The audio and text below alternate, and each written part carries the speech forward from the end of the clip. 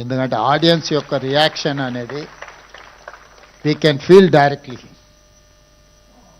ఇట్లాంటి theatre technically sound ఇంత ఒక మంచి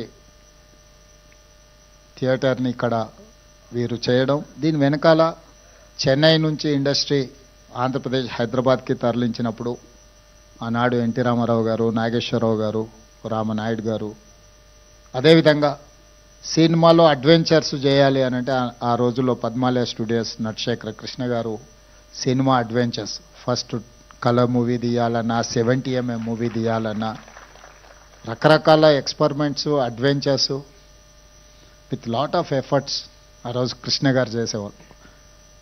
కృష్ణ గారు ఒక సంవత్సరంలో 15-16 సినిమాలు హీరోగా నటించి రిలీజ్ అయిన రోజుల నుంచి ఇప్పుడు 5-6 సంవత్సరాలకు ఒక సినిమా తీసే పరిస్థితి వచ్చింది. ఎందుకంటే నేను కృష్ణ గారి అభిమానిని కాబట్టి అన్ని వివరాలు నాకు తెలుసు. మేము అన్ని లెక్కలు పెట్టి వాదించేవాళ్ళం. నేను వనపర్తిలో చదువుకునేటప్పుడు సినిమాలు అక్కడ రిలీజ్ అయ్యేటివి కాదు, అయితే హైదరాబాదు లేకపోతే కర్నూలు ఇట్లా కొన్ని ప్రాంతాల్లోనే సినిమాలు రిలీజ్ అయ్యాయి. మొదటి రోజు చూడాలంటే వనపర్తి నుంచి కర్నూలు 100 కిలోమీటర్స్ లారీలో ప్రయాణం చేసి సినిమా చూసి వచ్చేవాడిని నేను.